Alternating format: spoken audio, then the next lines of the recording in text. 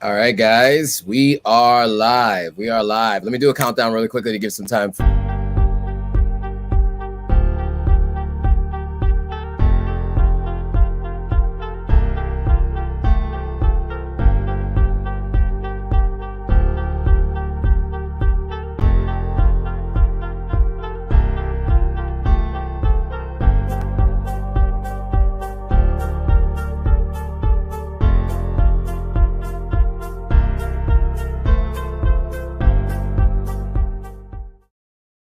What's up, guys? Welcome back to my channel. My name is Joannis or Joe Hatagwa. I'm a Sierra Leonean American living in West Africa. And if you want to know if I regret coming to America, then this is the video for you.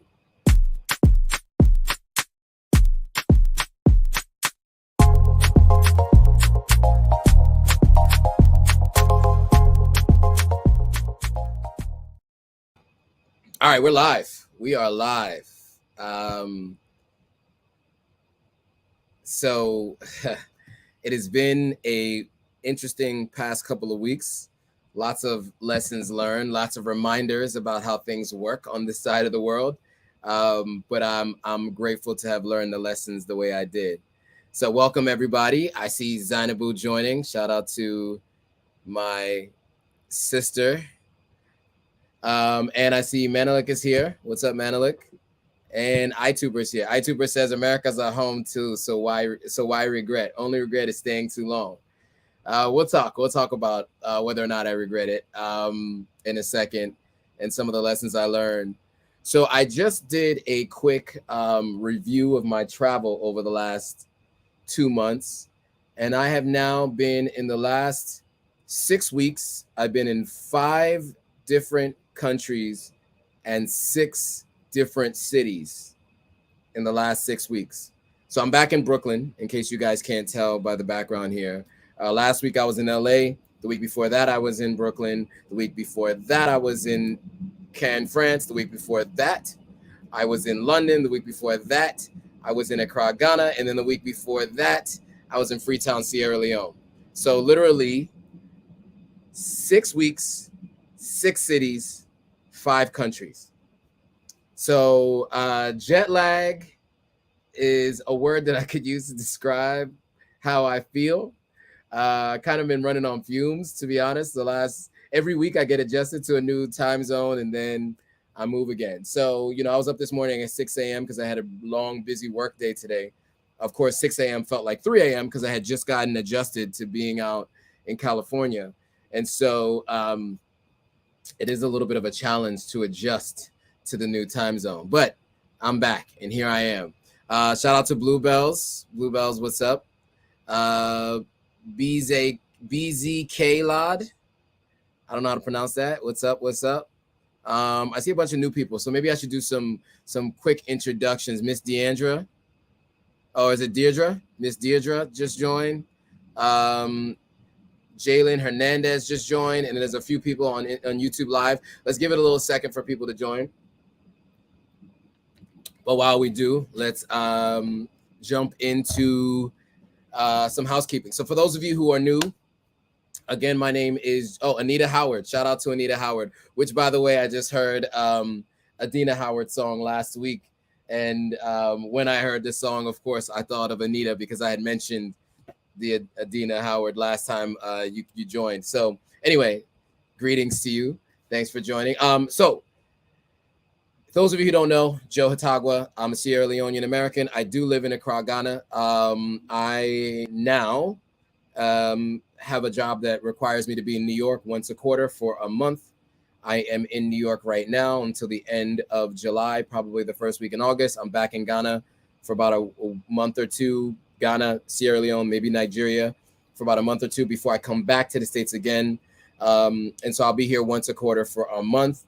I am building a house in Sierra Leone right now. And so that is a lot of what my channel is about. It's also just helping you understand what it's like to move to West Africa.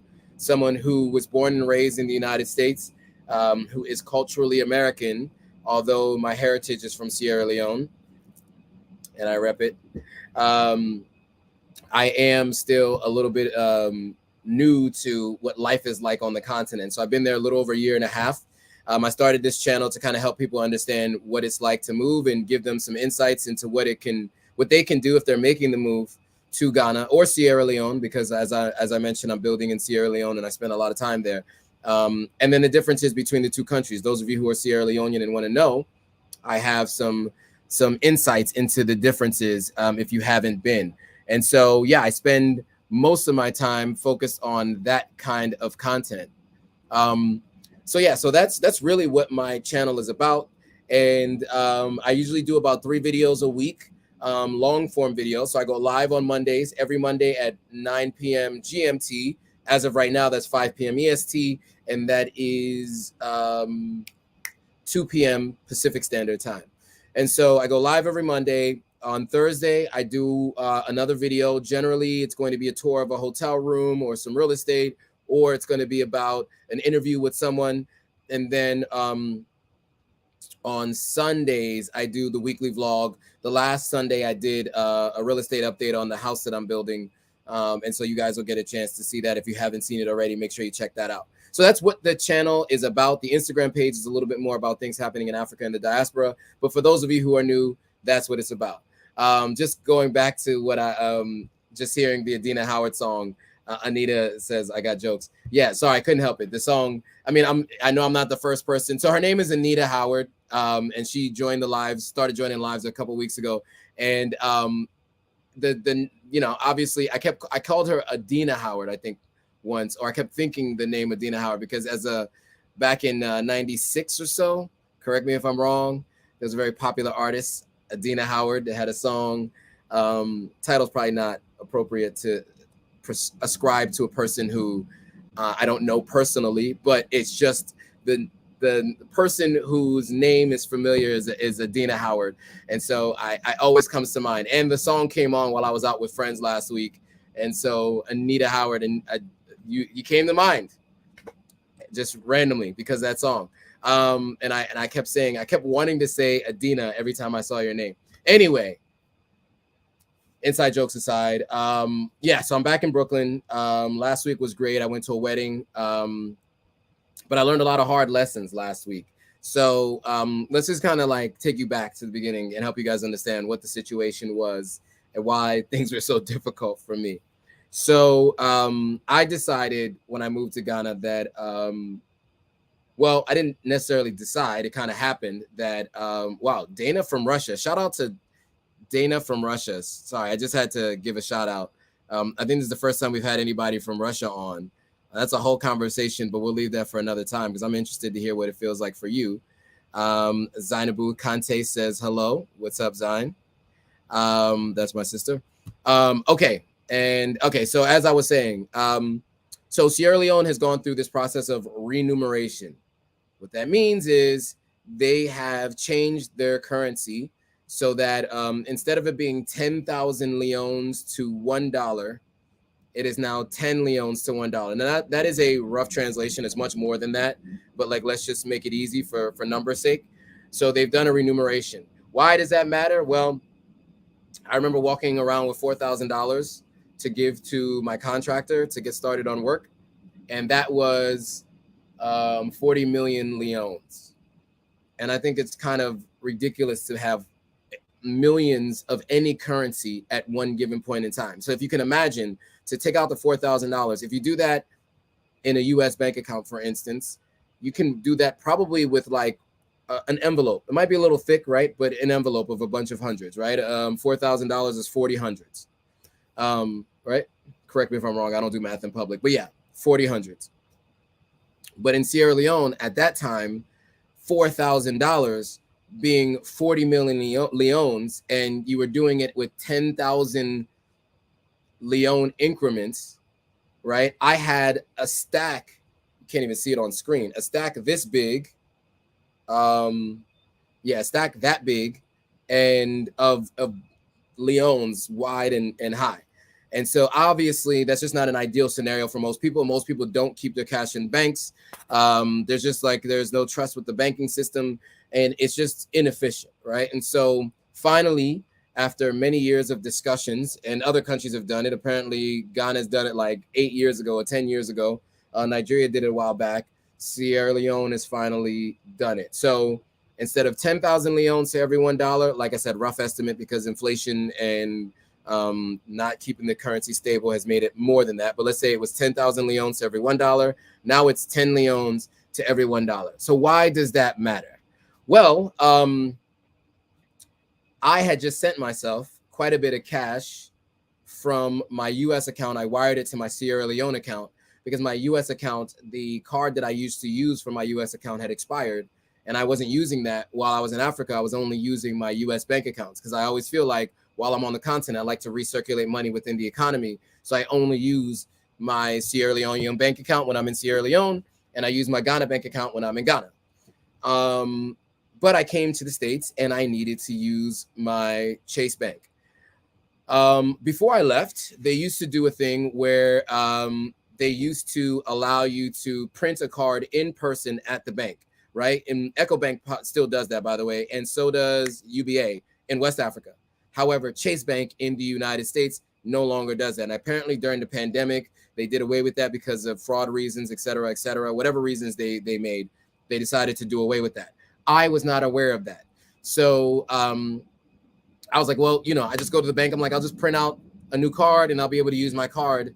No problem. Well, they told me that wasn't going to happen. It was going to be at least 4 to 5 business days before I could use that card. So that evening I came home and I wired myself from that account to my Sierra Leone account quite a bit of money, almost cleaning out the US bank account, because I wanted to make sure that while I was here in the US, I didn't have any issues, using a card. Well, I go to use my card and the card doesn't decline. The transaction was denied by the bank. And I said, okay, this is another EcoBank issue, whatever. Let me try it again. I messaged my account manager at EcoBank, and he lets me know that it's not the account, it's the remuneration. So Visa apparently was not prepped or prepared to do the remuneration. Granted, my bank account is a US dollar bank account, so it should not matter what the remuneration was because I'm using US dollars. Didn't matter. No Visa cards could work in Sierra Leone for this period of time. They didn't tell us when it was going to be over. They didn't even tell us before it was going to start. We were just notified if you contacted someone and your card wasn't working. And so, as you can imagine, that posed a challenge because the United States is a country that does not like to use cash. So where I first got to Sierra Leone and realized that I can't use my card for everything, I got back to the US and realized I can't use cash for anything. And so what does that mean? Okay, well, Uber doesn't take cash here in the States. They do in France, they do in Nigeria, they do in Ghana. They do not in the US at all. You cannot use cash as an option. It's there, but if you try to click on it, it's grayed out, at least for my account. I don't know why, but it is grayed out. So I couldn't use Uber. I could not check into a hotel. So I land in LA. And I'm just like, I'll just pay cash for the hotel room, no problem. I'd gone to the bank that day. Once I figured out none of my cards were working, that Friday morning before I catch my flight, I go to the bank, or was it Thursday? Anyway, I go to the bank. I take out quite a bit of cash from my US bank account because, again, I couldn't access money in the Sierra Leone bank account, and the Ghana bank account is basically empty. So I take out quite a bit of cash, and I'm thinking, all right, I'm just going to travel with this cash, and this is the cash I'm going to use while I'm in LA. Well, I land in LA, and I go to the Sheraton. I'm planning to be in a nice hotel. I'm excited. I'm like, I'm gonna do it right. I'm gonna have a nice hotel stay. I'll be near the airport. So where I'm located will allow me to get down to Long Beach because I got a couple friends in Long Beach. I'll be able to get up to, Hollywood to meet up with some friends. So I was in a sort of central location being in Inglewood. And I get to the Sheraton, and the Sheraton's like, yeah, no, we don't take cash. And she looked at me like I was crazy. She's like, cash? No, we don't do cash. I'm like, is there no scenario where you do cash? She's like, there is zero scenario where we do cash, and there's probably nowhere you can go to get a hotel with cash. I'm like, there has to be a hotel that I can use for cash. I got on hotels.com. I got on booking.com. I did all the research for about an hour and a half on my phone, just looking at different places. And the only place I could find was a Days Inn. I don't know if you guys are familiar with a Days Inn, but Days Inn is like a motel. Motels have, a negative connotation here in the States. But I had to stay at a Days Inn for one night. So I go to the Days Inn. They take cash, of course. And by the way, Days Inn was $179 for one night. Days Inn. Meanwhile, the Sheraton was like $210.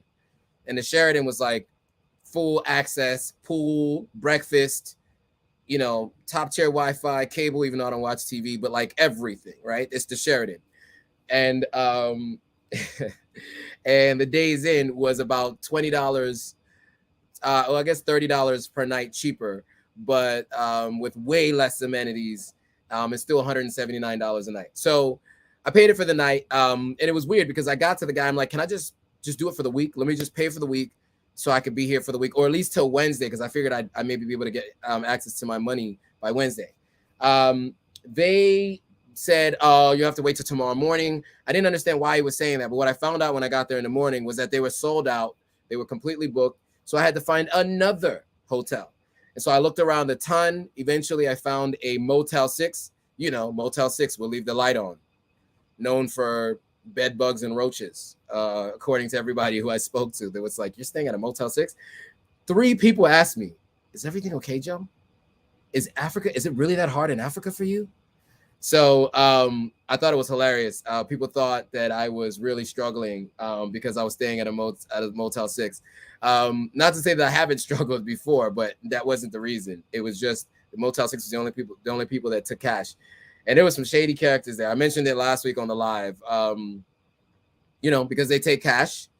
Imagine the people who are in business that are cash-only businesses. Just think about those businesses. If you ever watched American Gangster, or if you've ever watched any of those, American Greed, these types of TV shows of the crime dramas and things, you could just think about the type of people who take cash. People who are night workers, let's say. People who are street pharmacists, if you will. These were the type of people who were on either side of me. So you can imagine the conversations I heard and other things that I heard staying at the Motel 6. Anyway, that was an interesting experience, to say the least. So here's what I would say to anybody who's spending a significant amount of time on the continent. Make sure you keep your U.S. bank account and up to date. Keep your cards up to date. Keep your credit cards up to date. Just make sure you do all of that, because you will end up regretting everything when you get here, because nothing will work. I had to lean heavily on a friend of mine who basically let me use her card for everything, and I just had to give her cash for everything. So like her card was on my Uber, and then I had to give her cash. And then later my sister had to use her card, and then I had to give her cash.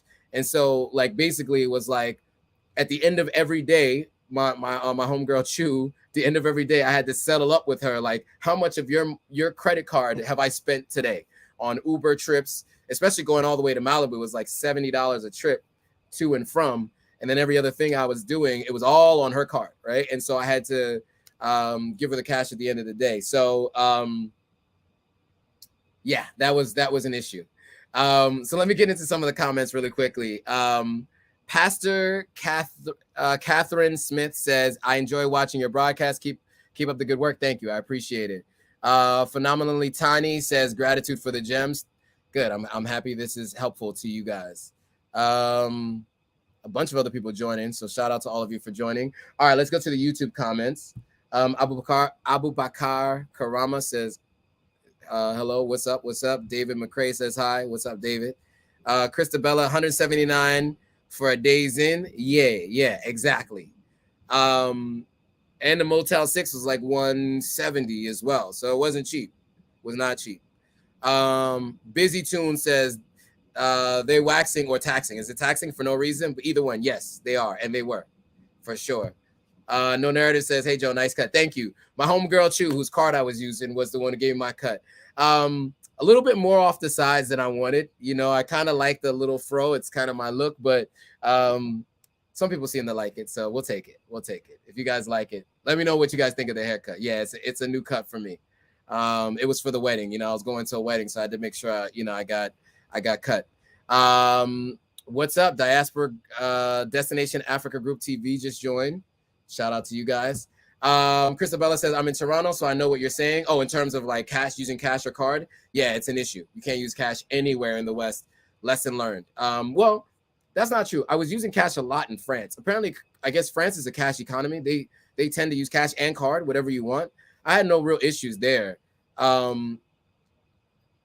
yeah, here it was an issue. Pastor Christine says that I like the haircut. It looks dapper. Thank you. I wasn't fishing for compliments, but I'll take them. I will take them. All right. No Narrative says you must be in the West. The service is impeccable. I am in the West. I'm in Brooklyn right now. So yes, I am in the West. I'm in Brooklyn till the end of the month, actually. So I'm in the old apartment. This used to be my bedroom. So what you guys are seeing right now, so you guys mostly know me from my life in Ghana. But for 13 years straight, I was in this apartment here from when I was 19 till I was about 32.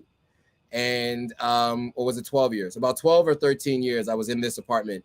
And for almost 10 of those years, I was in this particular bedroom right here.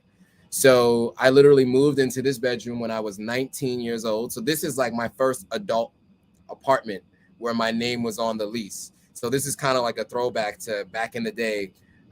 When I first moved out on my own, this was the apartment that I was in. So when I'm in New York, this is where I usually stay. So when I was living in LA and I was going to Sierra Leone twice a year, I would stop in New York for a week. I would stay here, and then I would go to Sierra Leone. And then on my way back, I would stop here for a few days before going to LA. And so that was kind of the ritual that I went through for all those years when I was living in Los Angeles. And so now that I have a new job being in Ghana that requires me to be in New York once a quarter for a month, I'll be staying here in this apartment.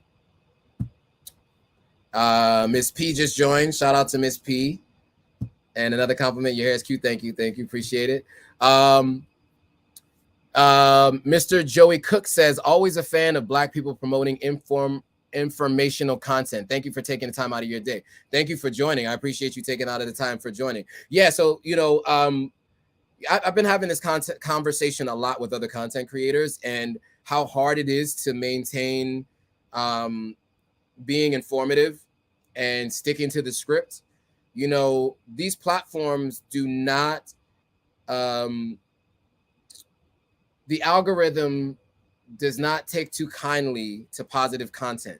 It just really is tough. Unless you're a really big channel and you're just giving out cash to people, which is what some channels do. For the most part, controversial is really what moves. These platforms are the outrage machine. People like negative, whether it's fun for them to watch as entertainment or it's something that allows them to pass it on. And so each of the platforms, they willingly or unwillingly or unknowingly incentivize negative content. And so, you guys might remember I had a post or a video that I posted on YouTube that it went viral for me. It's not really a viral video because viral means like hundreds of thousands of views. But for me, it went viral at 43,000 views. And it was already at 13,000 views within 24 hours. For context, my biggest video right now is 14,000 views beyond that one. And so, so this video had 13,000 views in 24 hours. And I was speaking about a negative experience at an Airbnb in Nigeria, right? And so after that, I did other content about my experience in Nigeria, mostly good, but none of them did as much as that because they're mostly positive, what I mentioned. And I realized that anytime I mentioned something negative, especially about Nigeria, that content really, really took off. But that is not the intent of this channel, right? Or the Instagram page, right? The intent is to talk about what it's like to move and to really be sure to be informative to those who are thinking about moving to the continent or thinking about visiting. But these platforms do not make it easy to stay on track. Let me tell you that. And I understand now, with Logan Paul, I mentioned this before, and especially because I watch his content now, how he got kicked off the platform, or PewDiePie and all these other guys who go looking for viral content and they find ways to try to be shocking. I understand why they do those things. because these platforms really don't incentivize you to stay positive. People do not pass on positive content, and it doesn't show up in people's algorithms. So it's really hard, but I'm going to continue to stay on track. I don't take shortcuts. I work hard. As you guys know, we've talked about this plenty of times. I post 10 times a week. I have a social media manager who does 7 shorts a week for me. So YouTube shorts, 1 a day, 7 days a week. And then I post myself 3 times a week on YouTube. I post between 3 and 5 videos a day on Instagram every single day without fail. And I have another social media manager who manages that based in Nigeria. So I have one in Sierra Leone and one in Nigeria. And then when I get my e-commerce store up and going again, I have a e-commerce manager that's on hold right now. Somebody mentioned that recently, trying to get there, and I'll get back to getting that up once I make some changes and make it more of a marketplace for other businesses to promote their products, other Black-owned and African-owned businesses. All right, so let me get back to some of these comments. So, Authentic Black Woman, love the name. She says, hello, thank you. Hello from Cameroon. Shout out to Cameroon. Haven't been yet. My cousin will be there August 10th. The short film that we did, which has now been picked up as a series, which, by the way, I had nothing to do with this, but he raised $300,000 to shoot the series. So we're really excited about that. He's going to be in Cameroon on August the 10th.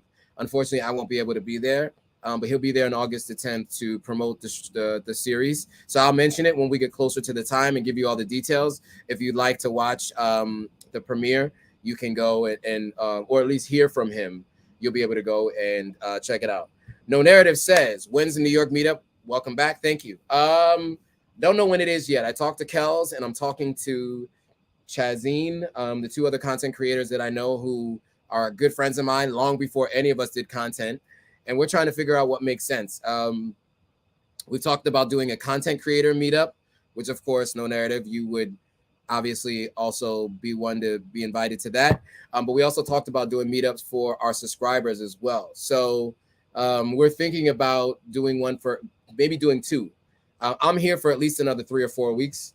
And so this week is going to be a really, really hectic week with client meetings. And I'm just not going to have really any time after work or before work to kind of think through the logistics. So this weekend, I'm going to spend some time with Kels and with Chazine.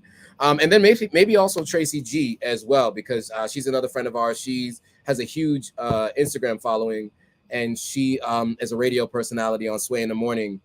We all go way back. And so maybe the 4 of us could potentially do something. I don't know if she's going to be down, but I haven't mentioned it to her yet.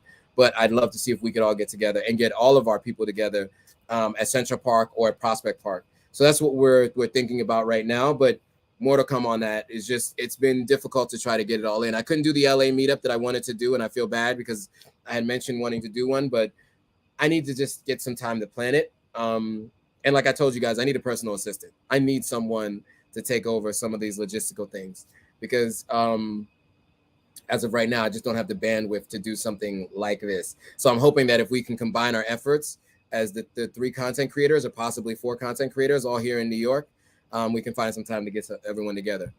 Authentic Black Woman says, thanks. Sure.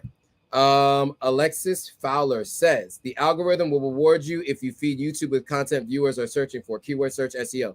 So yes, of course. I do all of that, right? Keyword search, SEO. I bought courses on SEO back in the day. I used to do keyword spamming on Google websites, all of that, articles, all of that kind of stuff. While A says, okay, haircut. Hey, everyone. Hey, Joe. Been in Tanzania, depending on who you are, for a few weeks, but back now and back on the Monday Authentic African Live. Shout out to you for making the trip. You have to tell me how it was. I haven't been to that part of Africa as of yet. The goal is to get to East Africa at some point, in South Africa. I haven't gotten there yet. Alexis Fowler says, I grew my first channel fast by that method, and it's working on my second channel. And best wishes and love your content. Thank you. How big did you get it to? I'm really interested to hear how far you grew it to, and maybe you can give some pointers on, because I'm at 5,000 subscribers on YouTube, and although some people would say that's good for a year and a half, I'm impatient. I was at 15,000 Instagram followers the first year on Instagram. And I know YouTube is completely different, but I wanted to grow it much faster. I had much bigger plans by this time this year. And so, and if you know me, you know I'm impatient when it comes to these things. I work overtime to ensure I get the results that I'm looking for. And so I'm just impatient. I really want to see this thing take flight because I want to affect as many lives as possible, right? That's really what it comes down to. And to be honest, the more lives that I'm impacting and the more people that I help to make the decision or help come to the continent, the more YouTube will be able to compensate me for my videos, and then other brands as well. And then I can do this on a more full-time basis so that I can, you know, obviously put more money into the content and more into editing. I can get interviews out faster. I can do more content. I want to be doing 7 videos a week, long form videos a week, right? That's full of content. I'm talking about interviews. I'm like, that's my goal, is to get to 7 videos a week. And then my goal is to really build a podcast business, and then to be able to bring on other content creators. But I need to have a bigger channel to have other content creators to make it make sense for them to utilize this channel as well. So more to come on all of that, but we just need to get there. So I need your help sharing this content. All right. Cash says, how was it adjusting to the time difference coming back to the States? So when I first got to New York, that was a little bit of an adjustment, but since you're going back in time, it's a little easier because you can wake up really early. I was waking up at 5 a.m. and not tired, right? I usually wake up at 6, but I was waking up at 5, sometimes 4:30, not being tired at all, being a little tired at night. But going to LA was probably not that much of an adjustment. The issue is when I came back from LA to New York, because then you're flying forward into time. So that means when I woke up at 6 a.m. this morning, it felt like 3 a.m. to me. So that was really early. Okay. Brat, what's up, Brat? Long time no hear from, and long time no see. You know, I'm in New York, so we definitely have to catch up. Brat's a good friend, old friend, former partner. Shout out to Brat. What's up, Brat? Central Park, it probably makes the most sense to do it there. Of course, you would say Central Park because you're all the way in the Bronx, and people from the Bronx don't want to come to Brooklyn, right? Tell me I'm lying. But well, it will likely be Central Park because Kels is in I think he's in the Bronx now, and Chazine is in New Jersey, so it might have to be Central Park. I think that's the most central location for everybody, so it'll likely be there. But if I have something to say about it, it'll be in Prospect Park, because that's a short walk away. YOA says Tanzania was amazing. Her 7th time there, and hosted 2 creative entrepreneurs. They vlogged the trip, so we will share and we'll share it when they post it. I'm from West Africa, but East Africa is just incredible. Yeah, I know you're Ghanaian, right? If I'm not mistaken, if I remember correctly. But dope. Yeah, I got to get to East Africa at some point. Alexis Fowler says she grew her channel to 18,000 subscribers. I was part of the natural hair movement before the algorithm. A lot of us YouTubers left because the algorithm dipped our numbers, and then also for personal things. Well, yeah. So well, if you got any ideas, then let me know. Yeah. So, but that's dope. Getting 18,000 subscribers, the natural hair movement. Yeah. I might have mentioned this on my channel before, and you guys might have seen this. People keep asking me about her too. But Shadera Steven was in natural hair. She had a viral video, 500,000 views on how to grow your 4C hair, I think it was. And I mean, she had a super viral video, 500,000 views. It got her 20,000 subscribers from one video. $1,000 checks.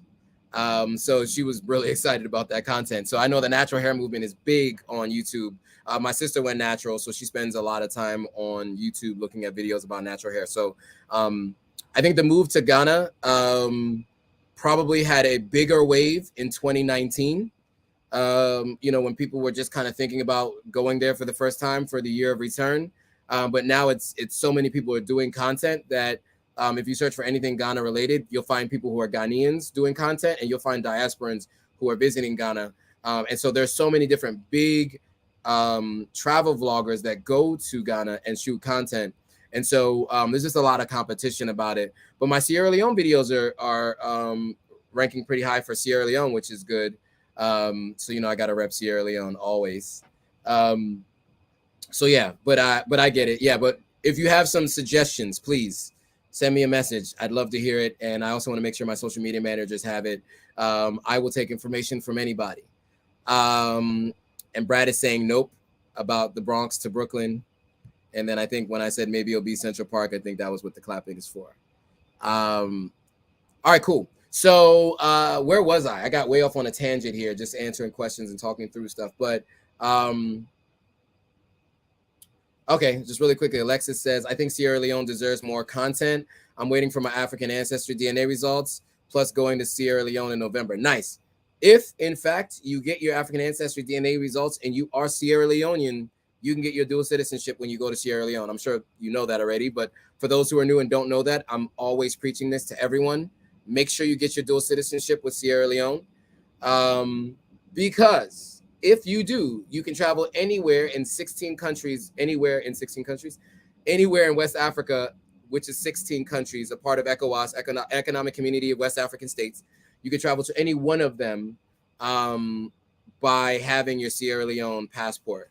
And so, just a quick stunt for you all, so you see what it looks like. So, of course, you have your American passport that looks like this, the blue passport. And then the Sierra Leone or the ECOWAS passport is usually green.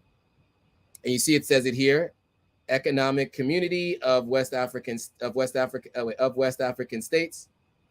Yeah, which means that you can go anywhere in West Africa with this passport. So that was why I could go to Nigeria, I can go to Ghana, no issues. And I can also overstay the time that was allotted to me. I usually get 90 days, but if you stay longer, it's equivalent to like $5 a month if you overstay. Otherwise, it's not an option. So I definitely recommend anybody who's thinking about moving or visiting West Africa, do your African ancestry, go to Sierra Leone, get your dual citizenship, because if many of you are going to have Sierra Leone in your DNA or in your ancestry, just by nature of the fact that a lot of ships ported in Sierra Leone and came from Sierra Leone to the States during the slave trade and brought enslaved Africans this way. And so you can do it.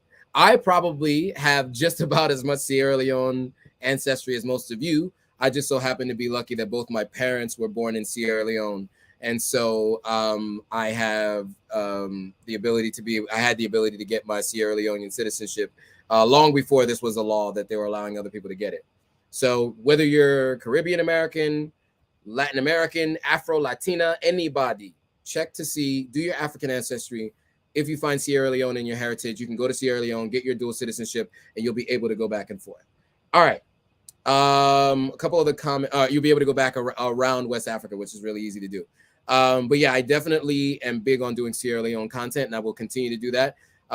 This year for December, I want to do all the activities in Sierra Leone. Last year I tried to do it, but as you guys might remember, Omicron got me, and I was down for the count for the entire end of the year. So I wasn't able to do any content around what it's like when the diasporans come back to West Africa. So I'll probably spend December and January in Sierra Leone. My Ghanaian friends have been trying to convince me to do New Year's in Ghana. I did it the first year I moved to Ghana, and but I missed everything going on in Sierra Leone. I felt like I was missing out on so much because I have such close ties and friends in Sierra Leone. So we'll see. Maybe I'll do New Year's in Ghana. Ghana, and then come back to Sierra Leone. I don't know, but it's likely that I'm just going to stay for 2 months from December and January in Sierra Leone because I got a lot of housework to do too. So a lot of that's going to be contingent on how far we get with the housework. Okay. But Alexis Fowler says when she goes, she'll let me know. Cool.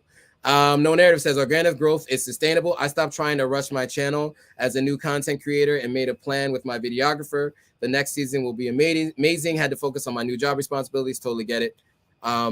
It is really hard to work a full-time job and create content and be consistent with your content. Everybody I know has fallen off with being consistent with their content on YouTube. It is very, very difficult to keep it going, or it's very expensive to keep it going. See, I edit one video a week and then I go live once a week. And so that's already a lot for me. And then my other videos that I do, I have a third-party editor edit. I just don't have the bandwidth to do more. And then to keep this channel going, everything I'm doing, I have people who I employ, right? And so it is a very taxing business to be in. And you work a lot of hours for very little pay for a very long time. Like, for instance, it looks like this month, my YouTube revenue is like $60. Even with 16,000 views on average the last 28 days, it's like $60. I like to be transparent so people know. No one ever told me how much you can expect to make from YouTube. So I think if any of you are thinking about making YouTube channels, just keep in mind that, you know, the first 2 years are grueling. Even when you hit monetization, it's going to take a little while for you to start making the money that really can have you step away from a full-time income, right? And of course, make sure you pay taxes on that money, because you need to pay taxes on this. So just be clear that you still have to pay taxes on this business. But if you're spending money on the business, you can write off a lot of it. So for me, for example, I spend about an average of almost $1,000 a month. Let me see. A little over $1,000 a month on all things social media related. So I'll be writing off at least $12,000 a year just in what I spend on my social media stuff. So for those of you who want to know the insides and the inside outs of this business. So yeah, so that's why some of my accounts are on empty and I have to refill them with money that I make in the US because the money I make in Africa pales in comparison to what I make in the US. So Aisha Ladon said, yep, just got back. Did you just get back from Sierra Leone? African Ancestry fam in the house. Nice. So she did the African Ancestry trip. Yes, the tour I'm going with offers the process. Okay, so you're going with the group that offers the process of the passport while you're visiting. Nice. Yes. So Alexis and Aisha are both giving you guys all the details on what that is. Let us know in the comments what that process was like. I want to share it with the group. I obviously didn't have to go through this process. As I mentioned, I got my dual citizenship in 2018 technically. Well, I finished the process 2018, got it in 2019. So I don't know what the process looks like. I've been trying to read up on it, but those of you who've gone through it, it'd be great to kind of share some of that. I'd love to share that with the folks. And Aisha saying congrats to Alexis. Yes, congrats to Alexis. She says you will love it. It was amazing, life-changing. Seriously, I love to hear that. And Alexis is just thanking Aisha. I'm pretty confident I'm Sierra Leonean. I'll be happy. Most people have a little bit of Sierra Leonean in them. I'm too mature to give the joke that I used to give when I was younger. And also there are family members watching, so I won't do that. But yeah, I think most people do have some Sierra Leonean in them for sure. Okay. Aisha Ladon says your channel is very inspiring. I spent all week editing my Sierra Leone trip. Thank you. And yes, good luck with the edits. I'm interested to see it. Send me a link when you do finish it. I'm really interested in it. African Millennial says, are you going to apply for Ghana citizenship? I am not going to apply for Ghana citizenship. And the reason why I'm not going to apply for Ghana citizenship is because I'm not 100% sure I want to spend the rest of my life in Ghana. Also because the U.S. only allows 2 additional citizenships, right? So I have my U.S. citizenship and I have my Sierra Leone citizenship. If anything, I would choose citizenship somewhere that gives me additional benefits that I don't currently have. So maybe like a UAE or maybe like a Japan, for instance, which I know sounds random because the channel is Authentic African, but for strategic reasons, in terms of divesting of assets and investments globally, it might make sense for me to be a citizen in the Middle East or Asia in places that make it a little bit easier to become a citizen. Having citizenship in Ghana doesn't really add much more to what I already have being a citizen in Sierra Leone, except it makes it easier to build a house and to do business in Ghana. But I have some plugs and some connections with people that I can help, who are citizens that can help with the process of doing certain things. So I think I prefer to save that for another country. Not to say nobody else should do it. I just say for me personally, I'm looking for somewhere else that offers citizenship a little bit easier, because the other thing about Ghanaian citizenship is that it usually takes 5 to 10 years. And I know the president has tried to reduce that time, but it still looks like it's going to be a long time for citizenship in Ghana. And so I don't know if I'm willing to go through that entire process. Aisha Ladan says, please keep up the content. We appreciate it. I don't plan on stopping. I will for sure. No Narrative says, it's expensive and time consuming, a labor of love at this point. Yes, it is. It's content creation for sure. And I create content for you guys. When I get on these lives and I hear that this is impacting you, or that you guys are finding this useful, that's the reason why I do this every single week, right?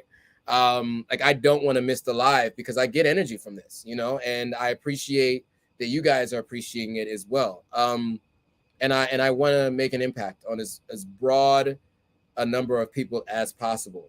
With losing people in my life, it makes you think about your life as, beyond who you are while you're here, and how people perceive you, what kind of impact you make, I'm trying to find a way to put this. What is the broader impact that you're going to make on this world when you're gone, right? And that's something that I've been reminded of more recently, and something that I try to remind myself of frequently, that I want to make the biggest impact that I possibly can make, positive impact on the planet, before it's all said and done. And this YouTube channel has really helped with that. So yeah. Alexis Fowler says, even at 18K, I was making $100 to $500 a month on YouTube, which that's tough, right? So if you guys know people at 18,000 subscribers, you can see why some of them, you've seen some of these content creators move to Ghana, but then move back to their hometown to find other jobs, right? Because being a content creator full time is tough. Alexis is giving you an example of, at 18,000 subscribers, who's making between $100 and $500. Now, that's always going to be dependent on how many videos you put out, how many people watch your videos, and where they're watching from, right? All of those things, what kind of content you do, because advertisers are targeting certain types of people as well.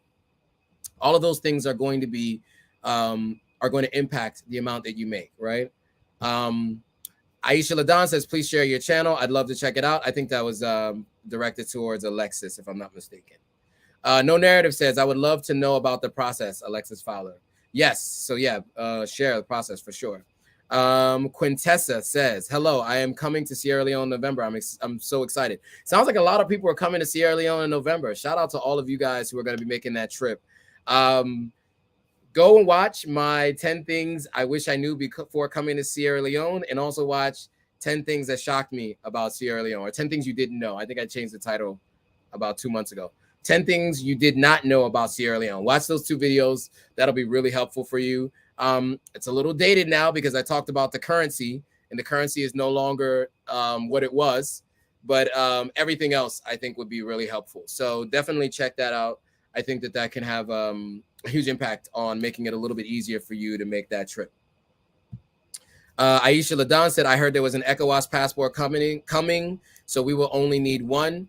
That's what I hear. I hear there's an ECOWAS passport coming, and then you'll be able to basically turn in your current passport for that. It doesn't necessarily give you citizenship across ECOWAS, but it does give you the ability to travel easily.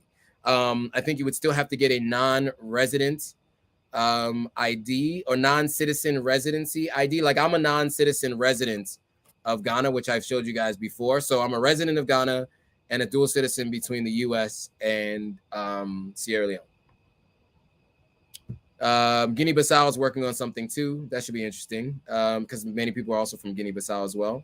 But Guinea-Bissau is a small country, Spanish, if I'm not mistaken, Spanish colony, the only Spanish colony in all of the continent of Africa, or at least a contiguous continent. I don't know if any of the islands were also Spanish colonies. All right. Dynest will help process the Sierra Leone citizenship passport with the DNA results and direct us through the ceremony. That's the process. Okay. Alexa says your videos are very informative. Thank you. I'm glad that they are. Aisha Ladan says you attend the workshop, tour a few districts, go to immigration, get your fingerprints done. You have to do a background check and get reference letters. So that's what the process looks like once you get it. How much? This is what I want to know. How much of a percentage does it need to be Sierra Leone for you to get your citizenship? Can it be as low as 1%, or does it have? Is there a minimum threshold? Do you guys know? And what percentages did you guys have? Because I think that's something that people do ask all the time, and I don't know the answer to that. So, and I've been trying to look it up. I can't find anything on it. Do you guys know what percentage of Sierra Leone heritage you need to have to be able to get your Sierra Leone citizenship? Let me know so I can let everyone else here know. And let me know in the comments. Alexis Fowler says you have a great advantage to creating content for Sierra Leone. Every time I research the country, your videos pop up. So keep delivering. Love your content. Thank you. And good to hear. So yeah, that's intentional, of course. Doing as much content as I can about Sierra Leone. The goal is that anytime you're looking for Sierra Leone, you find my content. Because there's a few other people who have huge channels who come to Sierra Leone. Like Wodemai came to Sierra Leone, had a really, really big video. A few other folks have come to Sierra Leone, and when they do content, it does huge numbers. But you know, I'm just going to continue to shine a light on Sierra Leone as much as I can, represent for Sierra Leone, and give people as much information as they can if they're thinking about going there. We don't have a dirty December as Ghanaians call it, where you know Nigerians, Ghanaians, Sierra Leoneans all go to Ghana for December. But the Sierra Leonean diaspora, we're a lit group. I will say that, you know.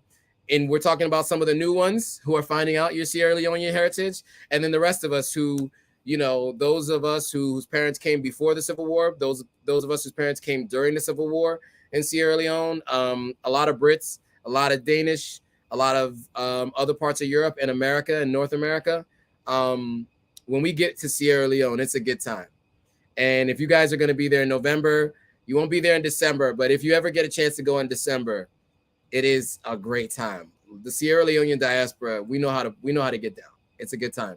And it's good for every age range too. You know, I'm aging out of the younger crowd. You know, there's a younger crowd, early 20s. You know, they party in a whole different level than I do. I don't party like that anymore. So I've aged out of that group. But then there's also a very mature and business-minded group in their late 30s, early 40s, and 50s. And so that's the group that I tend to intermingle with. And so that's been amazing to really get to know most of those people. Aisha Ladan says there's a doc from Monuments and Relics Online. Okay, so Monuments and Relics Online, I guess, is where the document has all the information. I went with Diallo. Dynas was there too. So that's the group of people I guess you went there with. And I think Aisha's saying you don't think it matters how much of your heritage needs to be from Sierra Leone. Got it. But you said you're 100% Timni and Mende. Wait, how are you 100%? You're 100%? You have no other tribes at all? That's interesting. I know I do. I have some European in my family too. I know for sure. Sharon Gooding says, good evening. Good evening, everyone. What's up, Sharon? Quintessa says, I am 99.4% Mende. I'm not sure if there's a minimum. Wow, 99.4% Mende. I know that I am not. I think I might have mentioned this to you before, but when I was in London, my aunt gave me a quick rundown and I was scribbling it down on paper. Did I mention this on my last live? But I'm going to mention it again, just so you guys know. So, you know, I rep Sierra Leone hard. I wear this bracelet all the time. And I'm always talking about Sierra Leone and mentioning that I'm Sierra Leonean. However, I'm realizing that there's a substantial amount of my heritage that is not Sierra Leonean. And it's, you know, in terms of going farther back in my family history. So let me run you guys through some of this because you might find this interesting. Maybe you will. I'm going to go through it anyway. You guys tell me if you find this interesting. All right. So my mother, her name is Nancy Davis. She was born in Liberia. So that already gives you a hint. Liberia is an American colony or American American abolitionists helped to develop with freed enslaved Africans, Liberia. That's hence the name Liberia, right? So my mother, her mother is from Liberia. Her mother is Lucinda. Her father was Liberian. He was an only child, but her father's mother was from the Congo. So there's an area of Sierra Leone called Congo Cross or Congo Town, and both of which are represented by many Congolese. And so I have Congolese in my family on my mother's side. So already on my mother's mother's side. So my mother's mother, right, is at least half Liberian and partially from the Congo and Congolese. All right. Now moving over to my mother's father's side. My mother's father, his father was born and raised in Sierra Leone. However, my mother's great grandfather was Yoruba from Nigeria, and he married a Sierra Leonean woman who gave birth to my mother's grandfather on her dad's side. And then my mother's father's mother was Sierra Leonean. So there is some Sierra Leonean, but there's Congolese, Liberian, and Nigerian further back. So I thought that was interesting because I always thought like all of my heritage all the way back was Sierra Leone. And I'm finding out more and more as time goes on that there's much more going on in my genetics than just Sierra Leone, which might answer a few questions because people seem to think I look Nigerian. That's what I've been told by the officials at the Kotoka International Airport in Accra. The guys immediately asked me, "Are you coming from Nigeria?" I'm like, "No, coming from Sierra Leone." He's like, "Oh, I thought you were Nigerian. You look like a Nigerian." And then somebody recently told me I look like a Yoruba demon. And if you don't know, look it up. Yoruba demon is not like a demon. It's another kind of thing. Look it up. Jesse Cruz says, Jesse, what am I talking about? Sorry, Jose.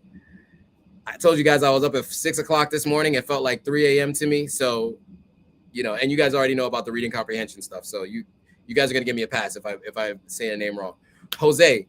Jose says, don't know the percentage, but you have to use African Ancestry. I don't think they gave me the percent. So you do have to use African Ancestry for sure. I do know that.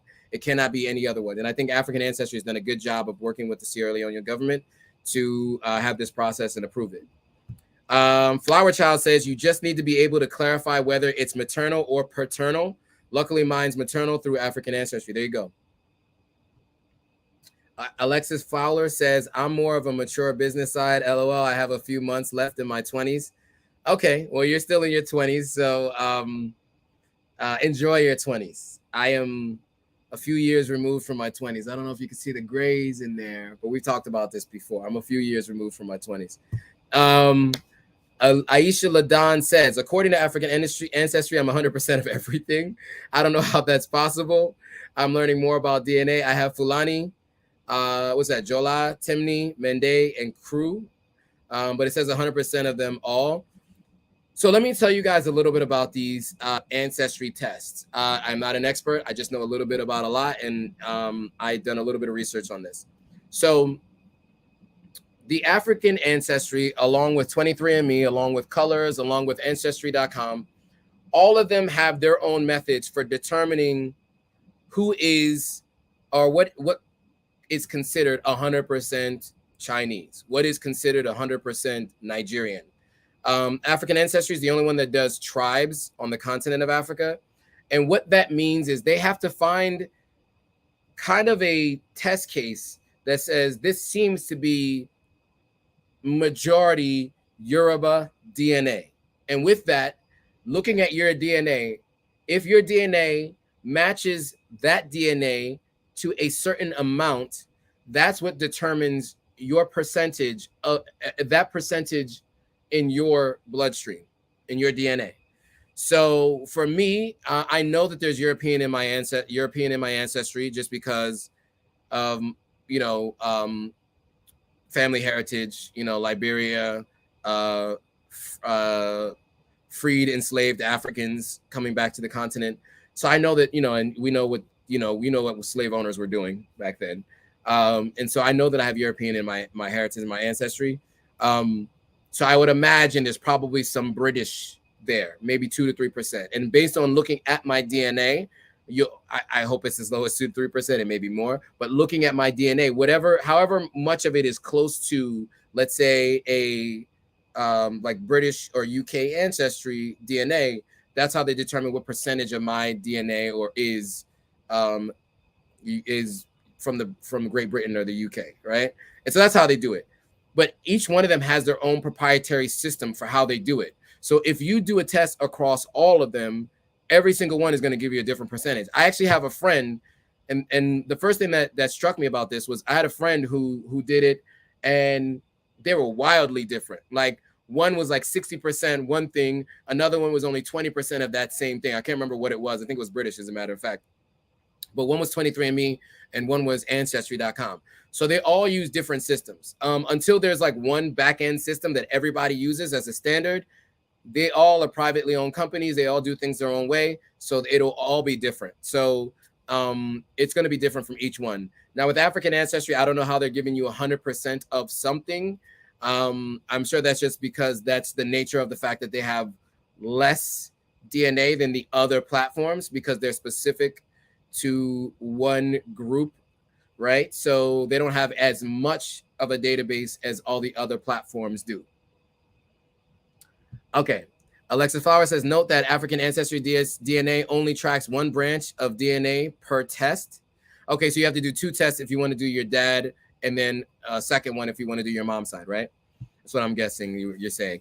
Aisha Ladan says, yes, Alexis Flower, this is my maternal ancestry only. Aisha says, it's great that you have this info. We don't have this info being born here in the US. Exactly. Sorry if I gave too much info, but that's how I'm going to Sierra Leone. No, this is good information, Alexis. I think everybody needs to know this. And you just made me smarter. And in turn, I just gave a lot of information to anybody who's ever going to watch this back later. So I think all this information is very helpful. Aisha Ladan says, yes, Ancestry doesn't show any Sierra Leone. It shows mostly Nigeria. Just regular Ancestry.com. And it wouldn't, because they wouldn't have a lot of Sierra Leoneans doing their blood tests, but they'll have more Nigerians because there are many more Nigerians in the world, in the diaspora, who have the opportunity to do an Ancestry.com test, right? So that makes sense. It's just by sheer volume of people doing these tests, right? All right, this has all been good stuff. I am meeting up with some friends today at 7 p.m. in downtown Brooklyn. So I will be jumping off here in the next 20 minutes or so. But I want to stay on to answer any questions or talk about anything anybody might want to talk about. If there's anything else that anybody wants to talk about, any questions anybody have for me, comments, concerns, please share or ask. More than happy to answer them. Somebody asked me the other day, how is it possible that you have the energy to go live every single Monday? And I explained to them that I learn more from going live than I share, right? Like I'm sharing stuff with people, of course, but I get a lot of information from these lives, and it gives me a lot of energy.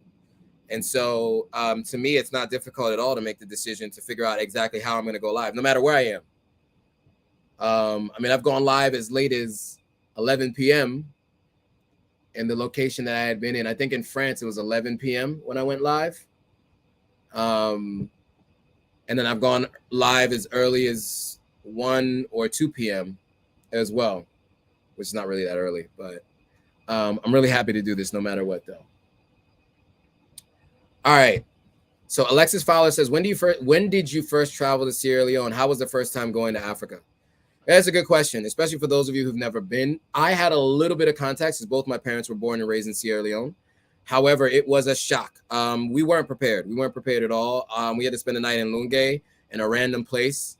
I remember I slept like this, sitting on a stool or something, and I slept kind of like this in a closet space somewhere because we weren't prepared. We didn't know that we were going to get in after the last ferry and all this stuff. There wasn't enough money. It was a whole thing. So it was a really crazy experience the first time I went. I went with my parents, so it was pretty much all what they decided to do, I did with them. I was 24 years old or 25 years old at the time, 24. So I didn't really have autonomy over my trip. And so everywhere I went was decided by them. But yeah, I was 24 or 25. I was going for a funeral. It was my aunt had passed, and I didn't get a chance to see her before she passed. I mean, we were on a cruise about 8 months earlier, but I didn't get a chance to spend much time with her before she passed. So I wanted to go to the funeral, so I went. But that, yeah, so the experience wasn't like an exciting. I mean, it was, but like I was also going for a funeral, you know. But you know, it opened my eyes to who I am and where I come from. You know, like, you know, I'm lucky enough to at least have had one generation removed from the continent. And so I heard a lot of stories about the continent, but didn't really have a lot of personal, tangible context. And going gave me all of that. You know, seeing my, you know, the church in which, you know, my parents, my mother's father had been, going to the village that my dad's mother spent a lot of time in, where his father's from. Really just getting the opportunity to see the places in which people who I've never met or met really early in life, where they came from and who they were, and getting to hear more about them. It was really powerful. I think it gave me a boost of self-confidence, you know, to tell me that, you know, because growing up being African was not cool, you know, in the like late 80s throughout the 90s, you know, being the African kid, I was in, you know, African bush boogie, African booty scratcher, jungle bunny, all these different names that I used to hear growing up. You know, you weren't really proud of your African ancestry.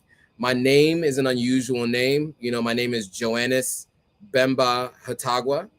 And so with a name like that, you know, kind of sounds feminine too. So, you know, I got a lot of teasing growing up with those names. And so I think as a kid, I really didn't have a lot of pride in being Sierra Leonean. So when my mom would speak Creole out in public, we'd always be like, no, speak English, don't speak Creole. And like, I wasn't proud of my heritage. And going to Sierra Leone really gave me the opportunity to take pride in who I am and where I come from. You know, and look, Sierra Leone has a lot of work to do, for sure. A lot of work to do. Don't get me wrong. But it was the first time I felt at home being somewhere. Even though I had lived in New York, I had lived in Pennsylvania, lived in Florida before. Up to that point, I hadn't lived in LA yet. No place I had ever been ever really felt like home. And I felt like I was found. I wasn't lost anymore. So that to me was the most powerful part about going to Sierra Leone. And then it gave me purpose. You know, not only did I walk away seeing that I had family that had a legacy long after they had passed. You know, my grandfather had passed about 40 years before that point, and my aunt had passed, you know, weeks before that point. But I saw that the legacy that they had built carrying on, and it led me to start thinking about who am I going to be, and what am I going to mean to people after I'm gone. So that's the first time I ever thought about that. And you know, I had thought about legacy more in a selfish way, in terms of like passing on the family name and passing on my genes. This allowed me to think of legacy more in an impactful way, across a broader group of people. And so from that point on, I started thinking about how I'm going to focus on the continent of Africa, specifically Sierra Leone, and how I'm going to make it my life mission to make it so that Sierra Leoneans don't feel like they have to go to America to get the American dream, but they can actually live the Sierra Leonean dream. I didn't know exactly how that was going to happen. And it took me about 12 years to get to a point where I started that the picture became more clear, and it's becoming more and more clear as time goes on. Obviously, now that I live on the continent and I spend some time there, and I'm actually circulating money in the economy, and I have a nonprofit helping entrepreneurs. But, you know, it took me some time, but it really set me on that path. As I mentioned, I'm impatient. So I felt like that was too long. It took me too long to get to that point. But once I got to that point, I started working on it immediately. So for sure, 100%, the reason why I'm even doing anything that I'm doing now and even living on the continent was because of that first trip. Without that trip, I don't know if the trajectory of my life would have been the same. So that's a long way to answer your question. But that was when I first went and how was the first trip. Wow A says, would you recommend taking a pay cut in order to move to get a job in Africa? If you're going to move to the continent, you're likely going to take a pay cut, to be honest with you, just to manage expectations. Do I recommend it? I recommend it only if you have a plan for how you're going to survive on that pay cut. And if you're really ready to do it. And also, if you're ready to sustain a living on that income until you develop something else that would generate more income. And that could take years. So I do want to make sure that that is very clear, and to not paint a picture of like through rose-colored glasses. I'm mixing metaphors. Again, I woke up at 6 a.m., but you guys get the point. Be very clear and intentional if you are going to do it, and understand that you will likely have to take a pay cut. I mentioned this before, so I can mention it now. You know, I was paid 6 figures prior to moving to the continent. I even made 6 figures after leaving my job and during the pandemic, first year in the pandemic, with everything I had going on, the consulting I was doing, and the deal I was able to work out with my previous employer. I made 6 figures that year. And in 2021, I took a job that paid me after taxes $30,000 for the year. So I went from 6 figures to $30,000 for the year. But see, I was working to learn, not to earn. And so, and obviously there's a little bit of an ego hit. You know, obviously you go to the club and you see people buying bottles and you like roll your eyes. You're like, I used to be able to do that. I never would have done that, but I could. I can't do that now. You know, that's what I was thinking at the time. I obviously I took a new job. I'm no longer making $30,000. I wouldn't mention my income if that's what I was making. But I'm mentioning it now for context, so you guys can know. When I was talking about how expensive it was for me to build a house on the income that I was on, it was $30,000 after taxes that year. So for an entire year, that's what I made, which, you know, made me have to use up some credit cards from time to time, you know, take money out of a 401k from time to time, take money out of a life insurance policy. I've had to take cash from a number of different places that I have investments. I was trying to take money out of my Robinhood. Thank goodness they wouldn't let me. I'm just going to ride this wave. But yeah, I mean, it is difficult, and you have to be willing to make that choice. So I do want to mention that to you. But would I recommend it? I think it's up to you to decide if you can do that and if you're willing. I was willing because I have a longer term plan, and I'm okay with because the conversation is like, would you rather be uncomfortable now to be comfortable later, or do now what others won't so you can have later what others can't, right? And I think there's one more quote that is uncomfortable. I can't remember it, but along those lines. Anyway, I was working to learn, not to earn, right? And I gained a lot of insight, and so I would say that's how I would think about it. So it's all dependent on your lifestyle and what you're willing to do and what you're currently getting paid. And by the way, I was working for a company that's publicly traded on the New York Stock Exchange, right? And in 11 countries on the continent of Africa. And I was told this was the high end of the pay scale. Like, they did pay adjustments, and I did not get a pay adjustment because I was told I was already on the high end of the scale as a head of a department. I was the head of a department making $30,000 for the year. Although I was expected to generate $400,000 this year, which is a whole nother conversation, which I'll leave for another time. King Many says, King Many 420, and I want to leave out the 420. That's dope, man. I'm in Africa right now, too, for the first time. Shout out to you. It looks like you're in Kenya. I know the Kenyan flag. So shout out to you being in Kenya and on the continent for the first time. I love to hear it. All right. Where am I? Let me see. There's some more comments and questions I want to get to.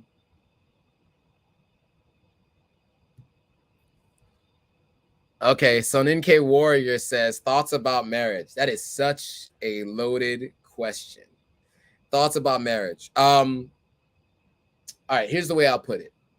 I think we all as humans crave love, right? It's super important. We all crave love, and I think that is probably one of the main human needs, right? Is love and partnership. And so I do believe definitely in partnership. I think the institution of marriage needs some revamping. I think the process of doing it as a contract within the government comes with its pros and cons. And so I have a nuanced thought and a viewpoint on this, which is it's not for everybody. And I believe a lot of people shouldn't do it. And I think many people do it for the wrong reasons. But overall, I think if it's for you, go for it. If it's not for you, don't feel like you need to. And I also believe that everyone should be able to marry however they decide to marry. Because if you want to be miserable, you should be able to be miserable, whether it's same sex or not. Kidding about the miserable part. Not everybody who's married is miserable. It's a joke. And if your question is whether or not I will get married, that is to be determined. It's to be determined. I think I would likely get married, though. I'm saying it's to be determined because I haven't met the woman yet that I'm likely to marry. Maybe I have met her and I just don't know it yet. But as far as I know, I haven't met her yet. But those are my thoughts. Hopefully that answers your question. It's very nuanced and it's a long discussion. I can have a whole long live about marriage separately, but I won't do it now. But I know quite a few people who got married in their 20s, who've all gotten divorced, or early 30s, who've all gotten divorced for mostly the same reasons. So anything I would say, one more thing I would say about marriage, which I mentioned to you guys this. I mentioned this to you guys last time I think I was here when I talked about Miss Taylor when I worked in a nursing home, and she said not to get married in your 20s. That's a number one thing I would tell you is don't get married in your 20s. You need to know yourself more, and your partner needs to know themselves more before they even make that decision. Because like I said, you're signing a contract, and that comes with a lot of responsibilities. Okay. No Narrative says, check out the Brooklyn Moon on Fulton if you haven't been already. One of my favorite spots across the street from Mashoud. Enjoy later. Okay, bye, No Narrative. Shout out to you. Thanks for that. Brooklyn Moon. I'll have to check it out. Let me screenshot this so I don't forget. All right, cool. Alexis Fowler says, thank you for sharing your story. No problem. I know I went on and on with that story because that was like at 6:07. It was 10 minutes ago she said that. Quintessa says, I've really enjoyed seeing your journey building your house in Sierra Leone. I hope you have the ability to build a house in Sierra Leone one day. Oh, I hope to have the ability. Well, I hope that you do too. I think it's going to be really important that more and more people do come to Sierra Leone and for sure build a house in Sierra Leone, for sure. I appreciate you going back and continuing the legacy. Of course. It's bigger than me. Minyard Reddick says, you have done so much in such a short time. Will there come a time you will hire people to work for you in your business? I currently do have some people working for me currently. So yes, I do. But in terms of like building a business around Authentic African, absolutely. What you see now, this is like the really early stages. I am an ideas person and I have a lot of ideas about what I want to do with the Authentic African brand. As I mentioned, I want to tell other African stories through this channel. Like, I am not Authentic African. I know people think I call myself Authentic African, but I don't. Like, this page and this channel is about Authentic African stories, which is why I've interviewed other people on the live. I'm going to be interviewing other people. Many more interviews to come, by the way, many more. It's not really about me. It's about the broader African experience. And so many other content creators will be utilizing this platform to tell their stories through podcasts, through YouTube videos, through both, podcasts that are filmed as YouTube videos. If you guys get a chance, look up the No Jumper. I think has nothing to do with what we're talking about here, Adam 22 and No Jumper, but I mentioned this before. What he's done with his platform is said other content creators, other aspiring content creators work with him and work for him, and they build content for his platform and his channel. So he no longer does No Jumper News. He's no longer doing the main No Jumper interviews now. he can spread his time more through some of the other platforms that he's working on. And I'd like to do the same. I'd like to allow for other people to tell their story and inspire others through their story. Married people, couples with children, single women, as well as single men, people who are more mature in their 60s, 50s, retired folks, early people in their earlier life, teens and in their 20s. I want all those people's stories to be told on this platform, and to have ongoing conversations and dialogue. And that is really where this is going. And so when I get to the point where I'm generating enough income, I will be able to start hiring more folks. But right now I'm taking income that I'm making elsewhere and investing it in the channel. And I'd like to make more income from the channel and the platform and being a public figure in order to ensure that I can reinvest that money back into hiring staff. Linda says hi, I guess from GA, from Georgia. What's up, Linda? Alexis Fowler, you should clip that answer. Oh, the answer about my first trip to Sierra Leone. Can you guys help me in the comments and tell me at what point I said that? Because I know once I leave here, I'm going to want to go back and look for it, but I'm not going to remember. I mean, I'm just being honest. I probably won't remember. So I'm going to need you guys' help to do that. So if somebody can do me that favor, please go back and watch the replay. And in that replay, find for me where I said that, and I will clip that answer. If it sounded good to you guys, I'll clip it and I'll put it as a clip later on to share. I want to take clips from these lives and share them. I just don't have the bandwidth to go back through an hour's worth of content. So if anybody is open to taking clips of my lives, of any answers you guys like, or you hear anything that's helpful to other people, I would love if you guys could help me clip those and I can put them back on the channel and make them their own pieces of content, so that people don't have to sit through this whole live to get that one nugget. But yeah, let me know. Aisha Ladan says, I'd love to connect via email. I also have a nonprofit, Legacy Design Studios, currently looking for ways to make an impact in Salon.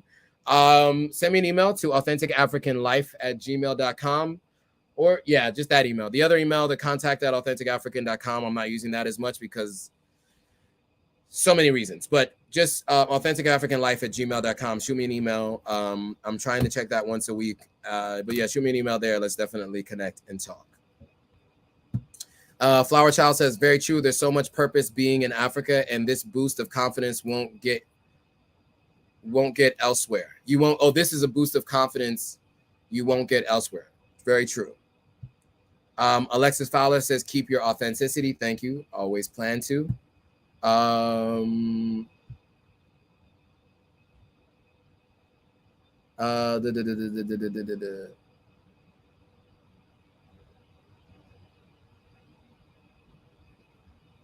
Wow, there's a lot here. Okay. Okay. Cash says, I'm currently interviewing with companies that allow work from anywhere versus work from home. There is a difference, so that I can live in various countries for a few months at a time. Goal is to earn USD and live abroad. That is the goal, and that is the dream. It took me about 1.5 years, but I'm living that dream. But there are some contingencies, like I have to be in New York once a quarter for a month. So it takes me from the continent, but it's fine because I can work from anywhere. So it is a full work from home company, and it isn't necessarily a work from anywhere, but I'm a special case for a number of different circumstances, which I don't need to get into here. But so they do allow me to work from anywhere. But I do generally work on GMT time zone when I'm not in the States. When I'm in the States, I work from whatever time zone I'm in because most of the company and the organization is here. So yeah. Alicia Dezan, exactly, a cash, big difference. There's a big difference from working from home and working from anywhere because time difference is a thing. Now, a lot of times work from home can mean work from anywhere. You just need to work from US time zones, which is really difficult if you're like in China, for instance, right? And Alicia says, I learned that last year. Yeah, a bunch of people learned that. I had a friend who was doing the work from home from COVID, work from home Texas, and she was in Sierra Leone. And needless to say, her workday started at like 12 or like 1 p.m. and ended late at night. So it wasn't easy. So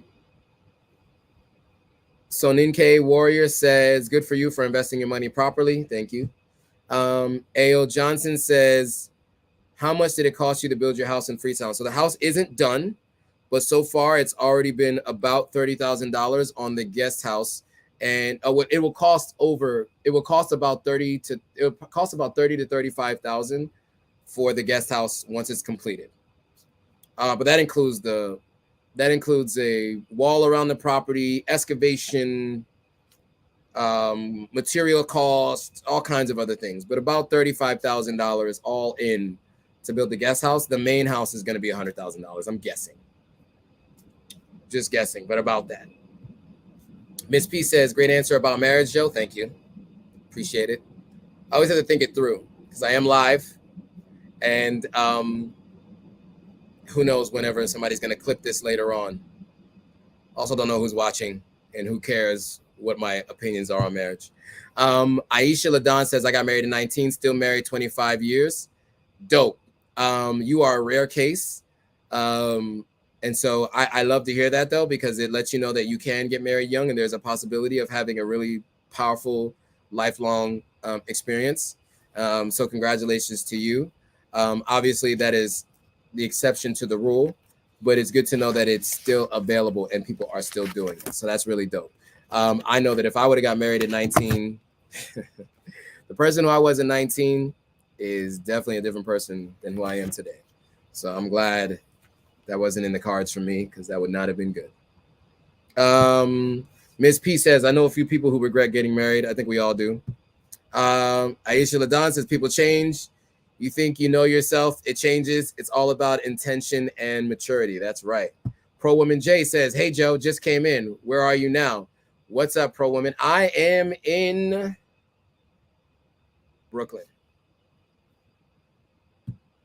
Airbnb tenant here for rental spot after the house is built. Housewarming party gonna be lit. It is gonna be lit. And I am gonna have Airbnb in my place. So that could be a pretty big business, actually, since I'll be able to promote it easily here. However, that'll mean that I won't be able to stay there because I can't be telling people where I am at all points in time. And anybody who's a content creator probably understands this, especially as a single woman. As a single male, it's not as big of a deal, but obviously, you can't have people know exactly where you are at all times because you never know everyone's intentions, right? You just never know. And there are things that you have to keep private. So a couple people have asked me where I'm building the house, and I may have mentioned it once or twice inadvertently, accidentally, but I generally edit those pieces out and I don't show how I get to the place. Because right now I don't think it's a smart thing to do to share publicly an exact location of where I'm building and where I could be spending a significant amount of time, right? And so, I just think for all of you out there, just understand that if I don't say it, I'll make sure I don't. I'll make sure you just so you know why I don't say it. Alexis Flowers said, "Clipping the story." You said around 17 minutes. I told the story around 17 minutes in, or was it an hour and 17 minutes in? Because 17 minutes in, I'm not sure it was. I think that was still pretty early, right?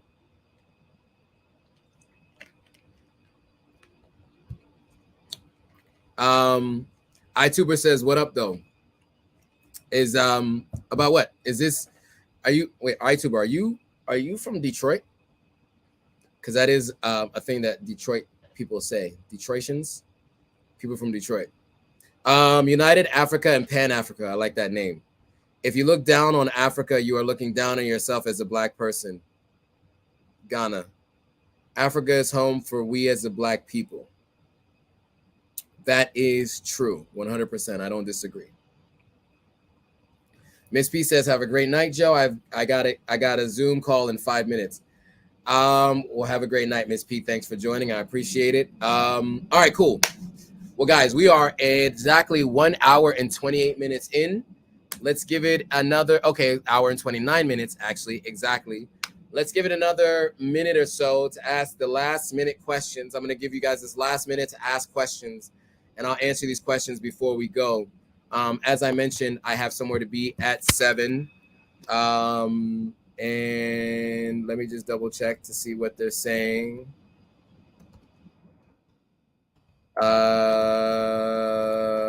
Okay. I'm just letting them know that I'm leaving in 10 minutes. I'm a punctual person. So if I'm going to be late, I like to let people know. Any other questions, comments, concerns? This has been very interesting and very fruitful. Got a lot of good insight and lots of good conversation. You guys asked great questions, and I'm glad I was able to answer them. But yeah, any questions, thoughts, comments, concerns?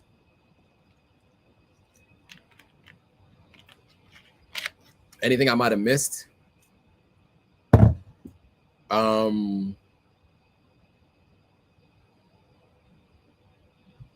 Okay, Alexis Fowler says, how much money should you save to move to Africa for a single person? I mean, I recommend at least having $2,000 a month to live off of.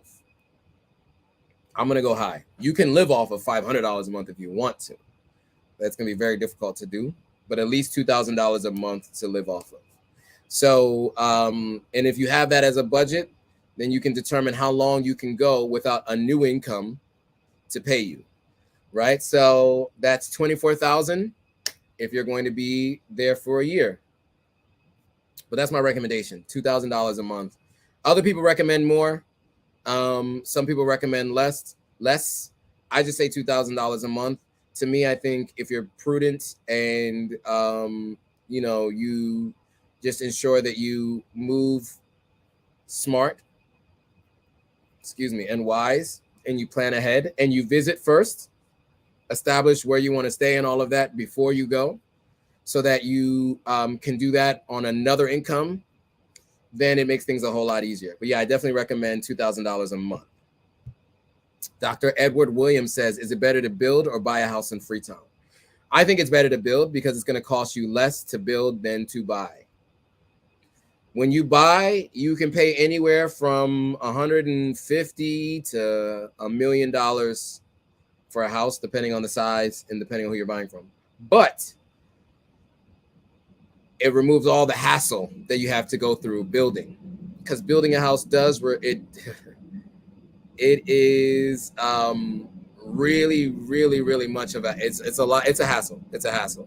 This is my third contractor I'm on right now. So it is going to be a challenge to build, and you're going to need to be there as often as possible. But you're not going to pay an exorbitant amount of money, because it is going to be all cash, right? It's going to be hard to get a loan in Africa, right? Or I keep saying Africa, at least in Sierra Leone. It's going to be hard to get a loan in Sierra Leone for a house. And it's probably going to be hard for you to get a loan here to help you build that house.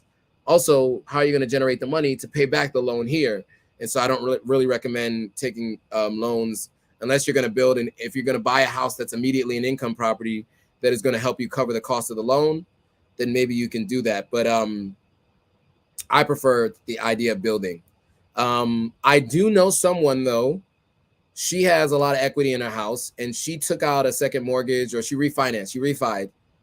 She did a refinanced her home, and she bought a condo and bought land in Accra with the refi. But she also makes a significant amount of money. I'm going to say she makes at least $250,000 a year in her day job. And so she also has cash to spend and etc. So, that was what she did. So she bought land and she bought a condo. She bought a condo so she can go somewhere. And she also has land that she's going to build on over time. And so it really just depends. But that's in Ghana, not in Sierra Leone. In Sierra Leone, I do definitely recommend building versus buying. But if you have the cash, buy, because when you buy, you're buying for convenience, right? You're paying for convenience. Great answer. You're the only person that gave a straight answer. Oh, about the $2,000 a month. Good. I'm glad I was happy to help. You said clip that answer too. Tell me what that answer is. If anybody who likes any answers that I'm saying so far, please clip them. Well, not clip it, but please just put a note at the as a timestamp. And then I'll put it in the description, and I'll have my social media manager clip them herself, for sure. Mateos, Rafael, Negus, Estefanos. Is it Estefanos? I'm guessing it's Estefanos, but Estefanos.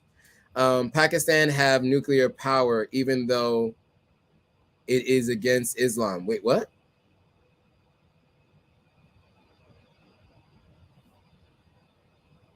Okay. Mateos, I don't know what you're saying or what's going on.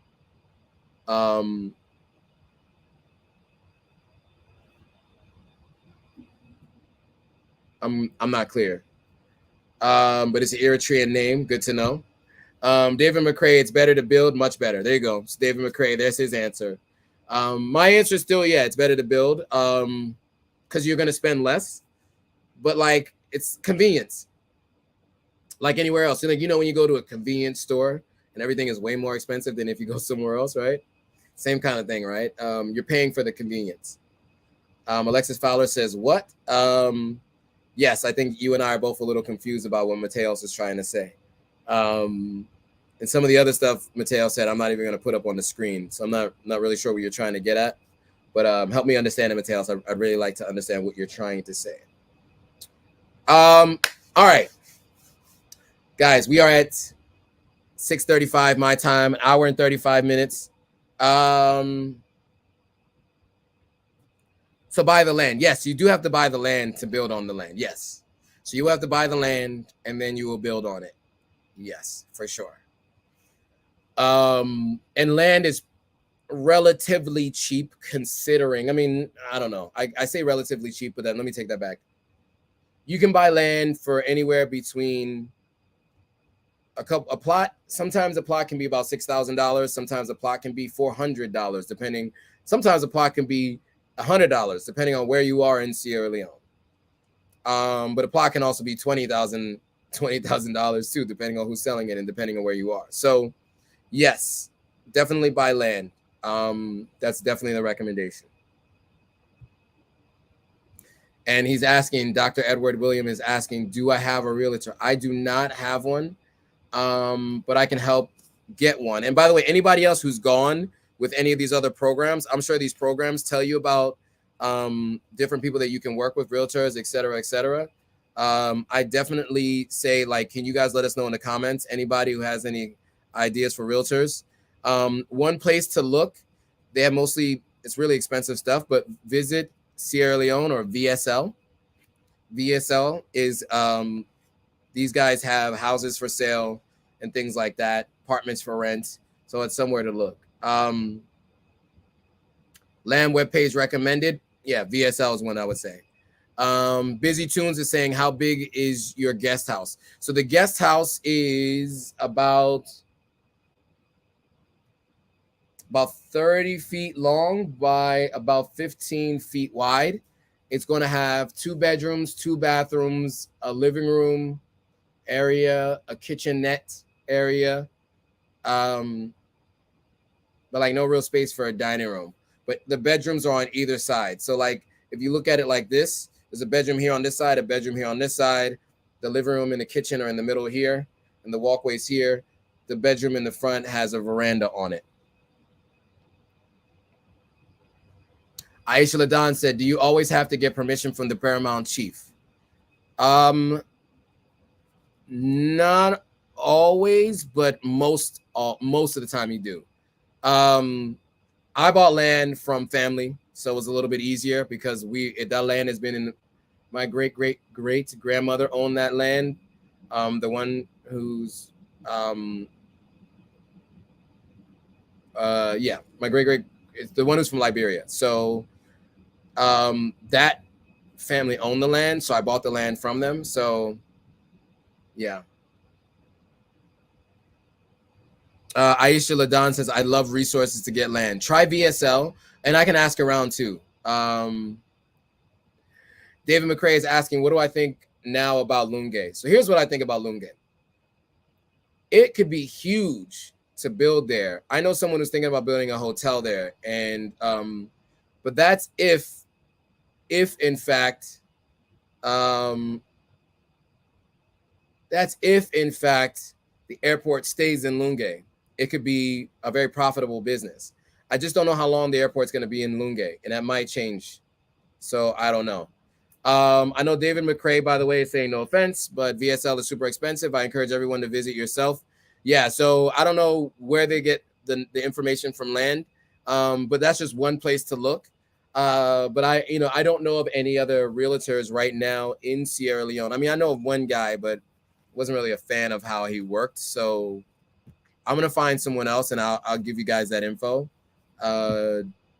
just remind me as a comment after this video gets reposted. I always say that, and everyone forgets to go into the comments after it's reposted, because once this is gone, it's kind of gone. It's hard to find it. So in the replay, post this, write a comment on this video.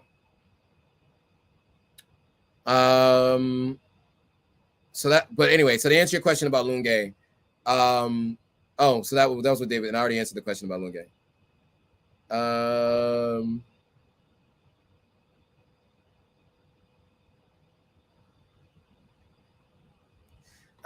Dr. Edward Williams said, as a citizen, it's freehold, not lease, right? It is. Yeah, it is freehold. Unlike Ghana, which is not freehold, it's always a lease. 100-year leases, 50-year leases on the land. So it is a little different between Ghana. So yes, correct though. It is freehold.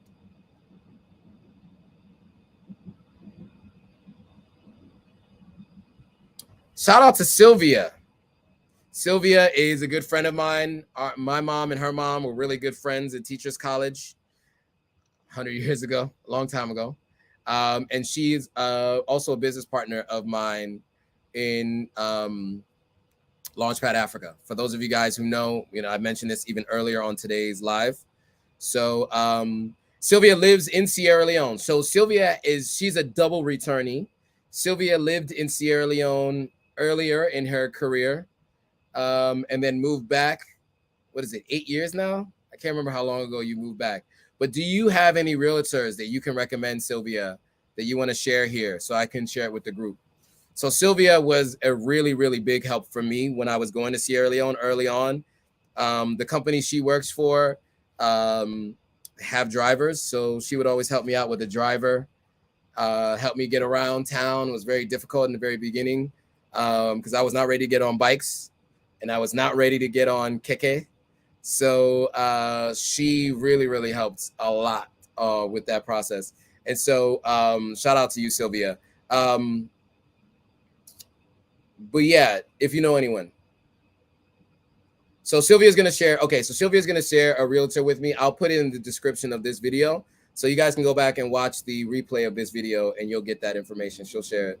But by the way, she's been back in Sierra Leone 5 years now. Time flies. A.O.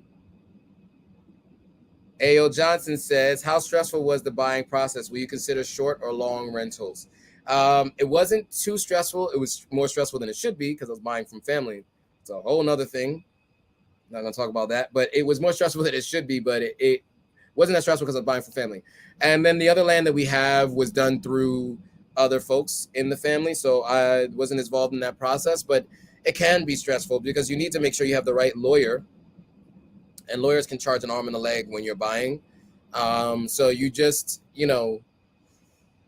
be cautious, be intentional, make sure you work with reputable people. So work with people that are recommended to you, which is why I recommend going to the continent, going to Sierra Leone first before doing anything like making a major purchase. There's a ministry board person during the citizenship workout. I'll see if I can get more info from them. There you go. So Dr. Edward is thanking Aisha. They say be careful when you get land, go through the government. Yes. Alexis says this was a fruitful live. I got to come back. Oh, was this your first live? If it was, welcome to the live. I'm glad you found it fruitful. I just want to, give value to the people. So I'm glad you found it fruitful. Okay. Shout out to Harry Cotton for joining the live. I'm sending you some customers, Harry Cotton, just so you know. I got my cousin is ready to buy a couple of different outfits from me. So the outfit was a big hit from Harry Cotton. Definitely was a big hit. Okay, cool. Yes, David McCrae is just echoing what I said. Unlike Ghana, Sierra Leone is freehold. And Mariama Forbes, shout out to Mariama Forbes for joining. Hi, everyone. When buying land, it's best to go through the chiefs and minister of land. It's easy to purchase fraudulent homes. Yes, it is. Sylvia is saying that she's been in Sierra Leone 5 years and that she'll share it with me. Dr. Edward says, I'll post my email to talk offline. Send me an email to authenticafricanlife@gmail.com. So I'll be able to get back to you there. David McCrae says, if anyone wants to partner up and snatch up acres in Lunge and build estates, David McCrae's your guy. I just said KK is so fun. Yeah. I've horror stories though. Got some horror stories. I got a family member in the hospital right now who broke many bones, many scrapes and bruises. I mean, just she's been in the hospital for over a month. It was a really, really bad fall. KK hit something, fell on her. It was a whole thing. So she says that's a tourist in me. Yes, it is. I mean, honestly, as a first time, it might seem like fun because it's kind of like it's a new experience, but it can be a situation that doesn't end well. So I just say be careful when it comes to KK. Dr. Edwards says it's my first live. Well, shout out to you for joining the live, and Alexis, it was her first live as well. So thank you both for joining the live. I appreciate it. Glad you found it helpful. And Alexis is saying, what is a KK? Okay, so a KK is a hooded vehicle with three wheels. So I think it's called a rickshaw in India. But if you look up rickshaw and just type it like that, even if you spell it wrong, it'll bring it up on Google. In your Google Images, you'll see what a KK is. But it's the same thing. We have KK, and it's KEHKEH, if I'm not mistaken, KK. But I say KK like an American. But anyway, I saw an accident right in front of my eyes, and it was not good. They tried to go around a car, and another car was coming, and they veered off the road and ran into a light pole. Luckily, everyone was okay, but yeah. Kevin Briggs said, I missed the live. Don't worry, you can always go back and watch the replay. It'll be up on the YouTube channel, so no worries if you missed the live at all. David McCrae saying the KK is like a tricycle. Sylvia is saying in Asia, they also call them a tuk-tuk. Okay, yeah. So some people call them a tuk-tuk in Asia. And David McCrae says a pimped out tricycle, not just a tricycle, but a pimped out tricycle. Okay, cool. All right, guys, I do have to go to this dinner. It is in 13 minutes. I haven't heard anything back though from the group I'm supposed to be meeting up with, but they're probably on the train because they don't have any service right now. So they're likely on the train on their way. So I do need to go. It's weird to still have like day left after going live. I'm used to going live and like it's like 11 p.m. and I'm just working into the rest of the night, but I actually can go out right now. So I am going to do that. So Sylvia says, thanks for the great lives. Thank you for joining, Sylvia. I appreciate you showing love and supporting this time and joining the live. Inside joke. Anyway, peace to Alexis Fowler, and thanks so much for the live. Thank you, Aisha, for joining. I appreciate it. All right, guys. As always, make sure you guys hit that thumbs up. Okay, before we go, actually, everybody, what I want you to do is hit the thumbs up real quick. Before we go, make sure you hit that like button before we go, and share this with one person you know who's planning to visit Sierra Leone or is thinking about moving to Sierra Leone or is apprehensive about it. Send this over to them. I think there's going to be a lot of good information here that you guys shared that could help them with that decision. Yeah. So with that, guys, I want to thank you once again for joining. And if you haven't already, make sure you subscribe to the channel. And make sure you hit that notification bell and hit always so you're notified every time a new video comes out. And so with that, guys, thanks for watching. I will see you all on the next video.